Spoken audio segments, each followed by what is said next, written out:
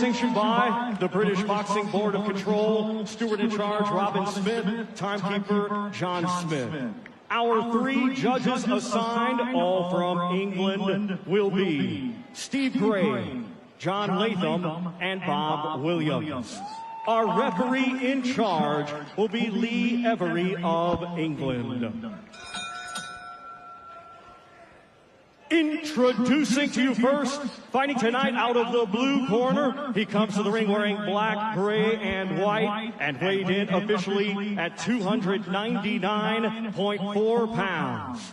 A native of the Democratic Republic of Congo, comes to the ring wearing white with black and red, and weighed in at 257.1 pounds. Fighting out of Las Vegas, Nevada, USA. You stop boxing. When I say break, take a step back. Keep your hands up, protect yourself full time. Good luck to you both. Good luck.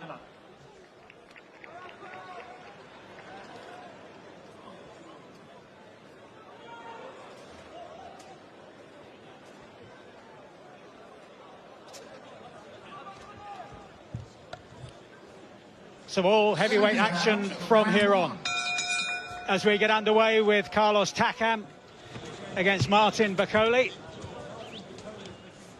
2 men who've made their way to Europe from different parts of Africa. Takam fighting once for a world title back in 2017 against Anthony Joshua. Bakolé, the younger man at 30, 12 years younger, hoping to tread a similar path.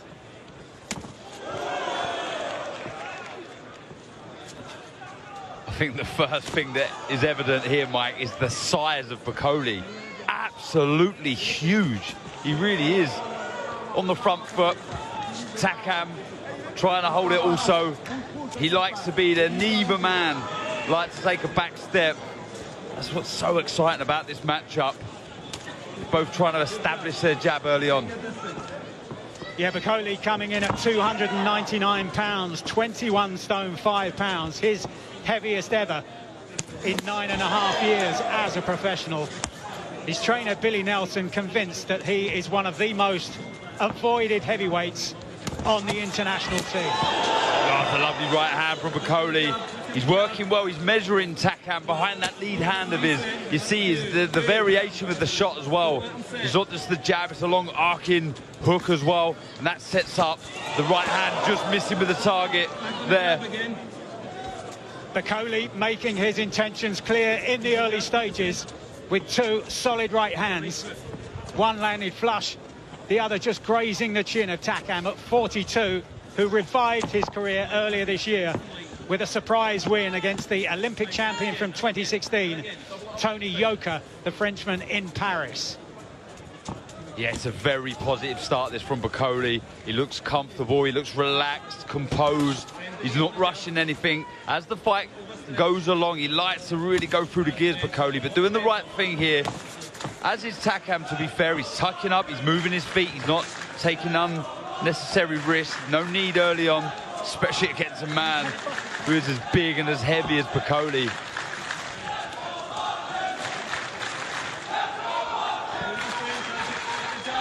Needs to start jabbing that body of Bakolé. Takam, no point headhunting right now. Just feint, move the head, stab that jab to the body, then you can start looking for the right hand over the top. Better variation with that lead hand from Bakolé. Like I said, it's a very comfortable start for Bakolé.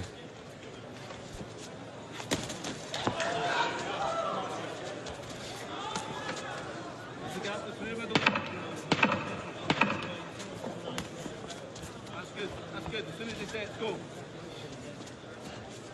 Right through the middle, he's got for the jump.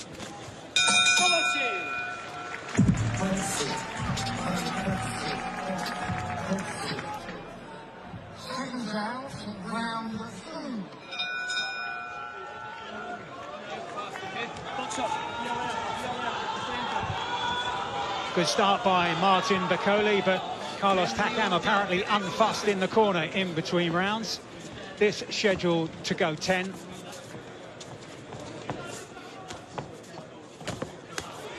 And that win for Takam against Tony Yoka in Paris earlier this year, suggesting that even at 42, he's not yet ready to fill the role of making up the numbers.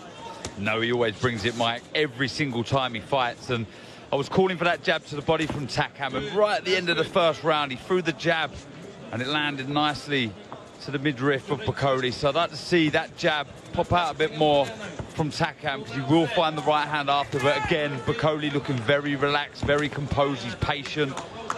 We have seen him land that right hand a couple of times, but he's not going gun-ho with the shot, just missing there. Takam bringing his feet nicely out of range. Yeah, Takam wise to that shot that landed a couple of times in the opening round from Bakolé.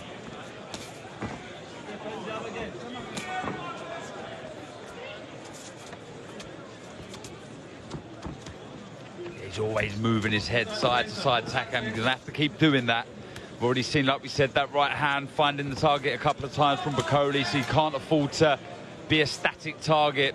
Hands have to be high, he has to keep that head moving side to side.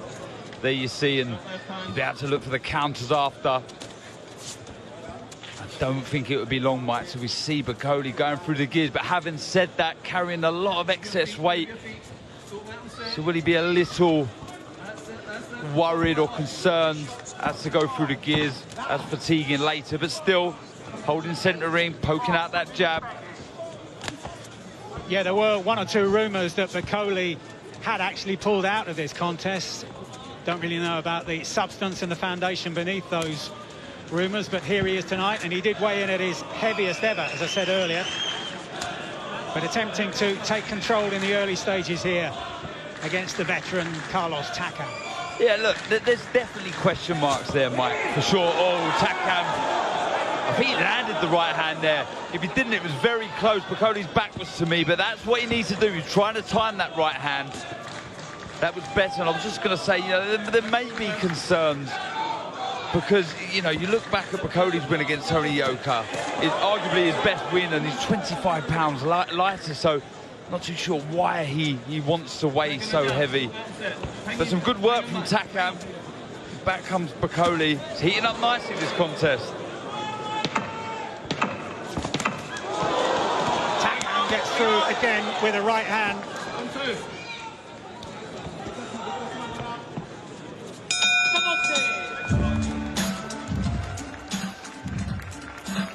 Successful promoters in the history of the sport. Frank Warren on the left, Bob Arum still going strong, and Warren and Arum describing tonight as a game changer.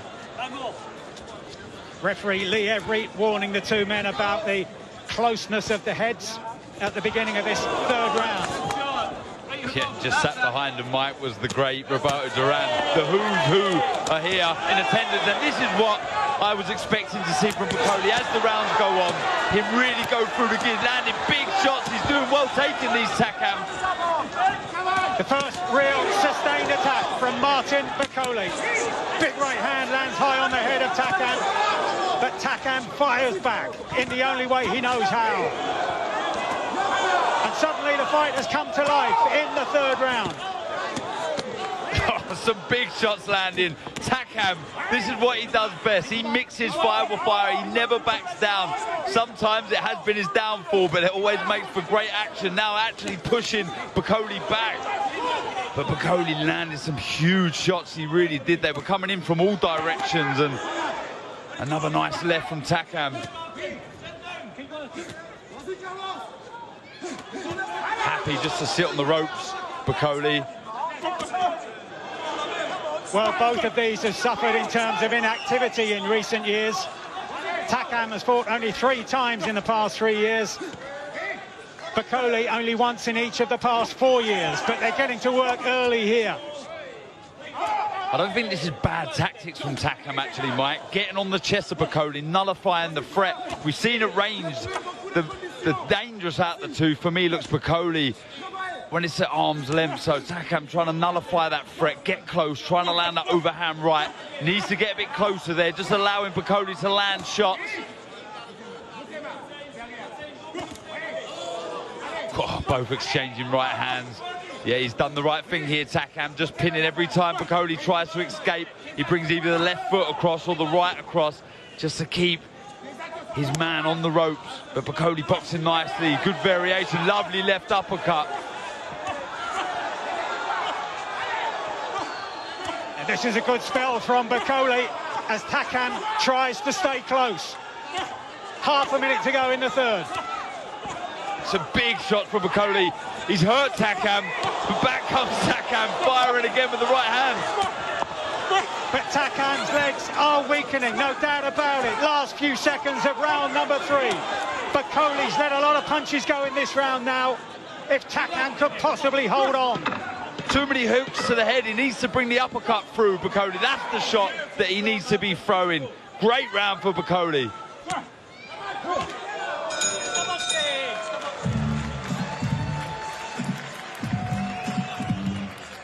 To Bakolé, nullifying the work. This is right at the start of the round. It was a very good start from Bakolé, landing some big shots, hooks raining in from all directions. And I was just saying at the end of the round there, just needs to bring the uppercut through. Just, look, it's okay head hunting if you're varying the shots to the head, but just a little too predictable with the hooks.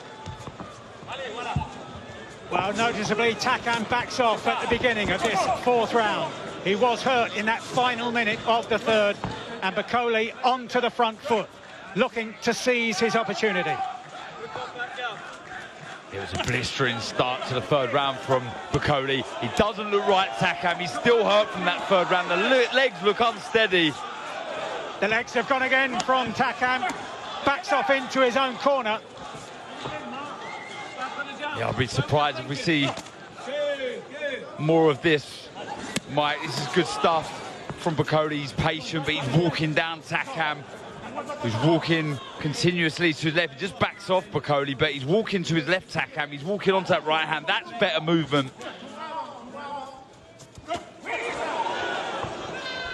But even as Takam moved away from attempting that right hand of his own, he looked to be still on unsteady legs. Yeah, he's landed some big right hands as well, Mike, as you say, and they've not troubled Bakolé at all. He's just ploughing forward.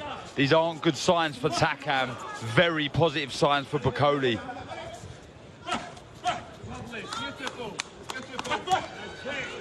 Bakolé using the left jab as a measuring stick. Heavy shots, really heavy shots. Talking to Takam, 300 pounds worth of power behind those shots. He's doing the right thing, Takam, Mike, moving, staying out of trouble. No need to exchange with the man who's just stalking his prey at the minute. Move, regroup, recover. How much energy is left in those legs at 42. Oh, tremendous left hand to the body there by Bakolé. And Takam noticeably doubled over. Oh, and again, beautiful shot. Still 45 seconds to go in the round, and this is a big attack. And the referee decides that Takam has taken enough. Inside the last 40 seconds or so of the 4th round. And Martin into the 4th produces an impressive victory, and that is the earliest stoppage ever sustained by Carlos Takam. Martin Bakolé makes it 20 wins in 21 fights. Look, some are going to argue that that was a quick stoppage from the referee to jump in, but the signs weren't great for Takam. He'd landed some 2 big shots first offensively, and they didn't trouble Bakolé at all, who was walking down his man, stalking his prey, landing some big shots. And as you pointed out there was some lovely lefts to the body, really buckled the knees of Carlos Takam, who, for me,